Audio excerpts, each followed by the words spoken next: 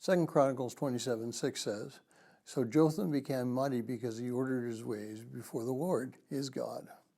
And 2 Chronicles 28:1-4 says, "And Ahaz was 20 years old when he became king, and he reigned 16 years in Jerusalem. He did not do right in the sight of the Lord, as David his father had done, but he walked in the ways of the kings of Israel, and he made molten images for the Baals. And moreover, he burned incense in the valley of Ben Hinnom, and burned his sons in fire, according to the abominations of the nations, which the Lord had driven out before the sons of Israel.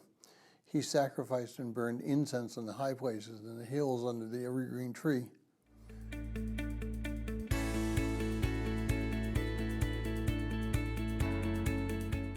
Now, if you're joining us in reading through this 90-day reading plan, today's reading is 2 Chronicles 27:1-28:15, and I encourage you to read that passage. Well, this is the story of two kings. One king, Jotham, followed God, and the other king, Ahaz, could be considered the second most evil king in Judah's history. One was successful and only lived for a short time, 16 years as king. One was equally as unsuccessful, and he only lived for a short time, 16 years as king.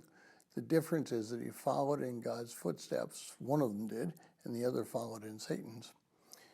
When reading these two stories, it becomes apparent that the way you become successful is not necessarily becoming wealthy or being popular or having a great YouTube channel. The way you become successful is by following what God has prescribed for you. Success cannot be measured by physical or temporal things. Success is what your legacy says about your many years of living. So how are you preparing your legacy?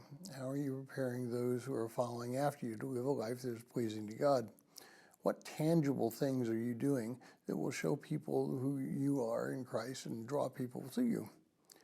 Now, these should be questions that are in front of you all the time.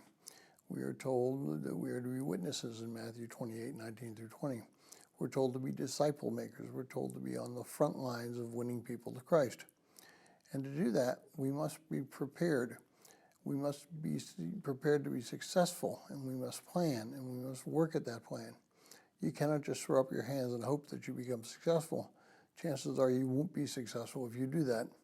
Preparation is everything. How much time do you spend each day getting to know more about God?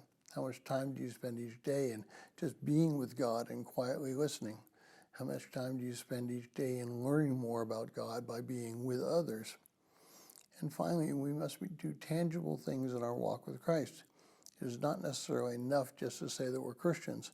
It's not enough just to study the Bible and listen to sermons or subjects being taught. We have to do tangible things to not only cause ourselves to grow, but also to be witnesses to the rest of the world. We cannot sit on our laurels and expect people to come just flocking to us.